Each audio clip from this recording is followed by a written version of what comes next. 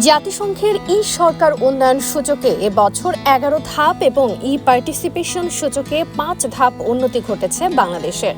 2003 সালের পর এবার সর্বোচ্চ জিডিআই ভ্যালু অর্জন করেছে।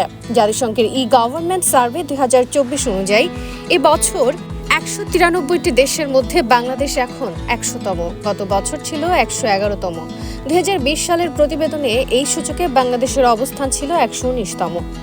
অন্যদিকে পার্টিসিপেশন সূচকে বাংলাদেশের বর্তমান অবস্থান 70তম। গত বছর 20 ধাপ এগিয়ে উঠেছিল 75তম অবস্থানে।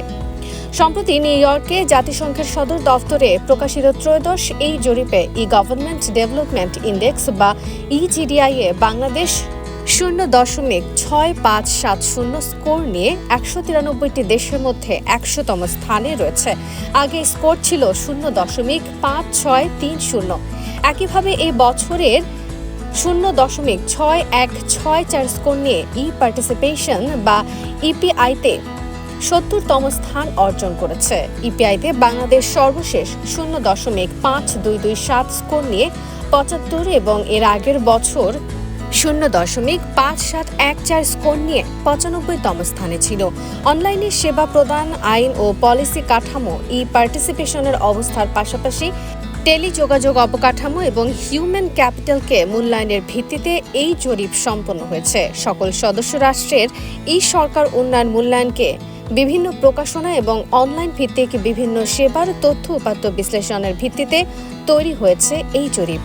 জরিপ মতে অনলাইন সেবা সূচকে বাংলাদেশ গতবারের 0.6521 স্কোর থেকে এবার বেড়ে 0.7374 স্কোর অর্জন করেছে। টেলিকমিউনিকেশন অবকাঠামো সূচকে অবস্থানের কিছুটা উন্নতি হয়েছে।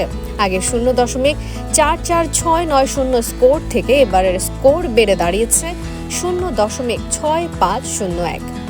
নাগরিক বান্ধব কাঠামো তৈরিতে দেশীয় কোম্পানিগুলোর অবদান কোনো অংশেই কম নয়।